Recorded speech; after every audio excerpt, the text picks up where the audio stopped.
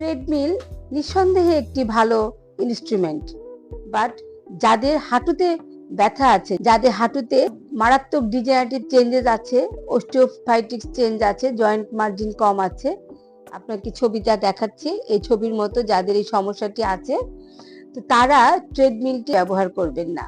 ট্রেডমিলে হাঁটার কারণে আমাদের যে দীর্ঘস্থায়ী চাপ এবং অস্বাভাবিক যে গতি এবং ক্রমাগত এই চাপটির কারণে যে সমস্ত পেশেন্টের হাঁটুতে অস্টিওফাইটস আছে, অস্টিওপোরোসিস চেঞ্জেস আছে, তাদের সমস্যা হতে পারে এবং তাদের জয়েন্টের যে ইরোশন, কার্টিলেজ যে আছে আমাদের জয়েন্টে, সেটা আস্তে আস্তে মাইক্রো ফ্র্যাকচার হতে পারে। ইন্টারনাল ট্রমার কারণে যে মাইক্রো ফ্র্যাকচারটা হয়, সেই মাইক্রো ফ্র্যাকচারের কারণে ভেতরে ইনফ্লামেশনের দেখা দেয় এবং ভেতরে যে ইনজুরটা হয় সেটা স্কিন দিয়ে উপর দিয়ে বোঝা না গেলেও আসলে এখানে মারাত্মকভাবে ইনজুর্ড হয়।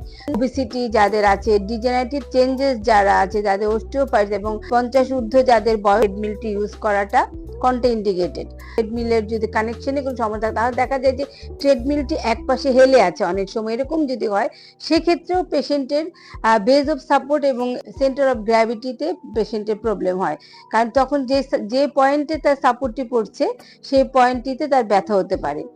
ট্রেডমিলের আরো কিছু কন্ট্রাইন্ডিকেশন আছে, যে স্ট্যাটিক ওয়াকিংটি আসলে আমরা যখন প্যারালাল হাঁটছি রাস্তায়, তখন আমরা পাটা থ্রো করছি, পাটা রেজ করে তারপর আমরা পাটা সামনের দিকে ফরওয়ার্ড করছি, সুইং করছি।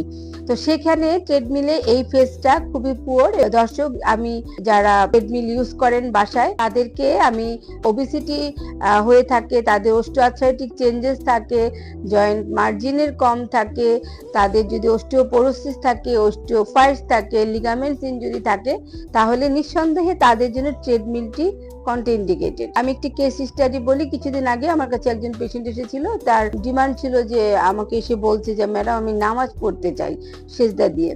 তো সেখানে আমি অনেক ট্রিটমেন্ট করে, জয়েন্ট মুলিগান ম্যানিপুলেশন, গ্যাপিং করে অনেক চেষ্টা করে তাকে প্রায় নামাজের সেজদা দেওয়ার কাছাকাছি অবস্থাতে আমি প্রায় নিয়ে এসেছিলাম। কিন্তু যে ঘটনাটি ঘটলো, উনি বাসায় তার ট্রেডমিল আছেন এবং বাসায় গিয়ে সে ট্রেডমিলে হাঁটার কারণে তার অস্টিওফাইটস যে জয়েন্ট মার্জিনের আগায়, যে আমি ছবিতে দেখাচ্ছি এক্সরেটা, এখানে যে অস্টিওফাইটস আছে সেটি ফ্রিকশন হয়ে উপরে যে কার্টিলেজটা ইরোশন হয়েছে এবং টিবিওফিমোরাল যে ব্যান্ডটি ড্যামেজড হয়ে গেছে এবং ভেতরে ইন্টারনাল ইনফ্লামেশন তৈরি হয়েছে, যে কারণে পেশেন্টটি আবারও অপারগ হয়ে পড়েছে সেজদা দিয়ে নামাজ পড়ার ক্ষেত্রে। তো ফিজিওথেরাপিতে পেশেন্টরা আসেন, তখন তারা যদি আসলেই নামাজ পড়তে চান, তাহলে আমাদের ফিজিওথেরাপির অনেক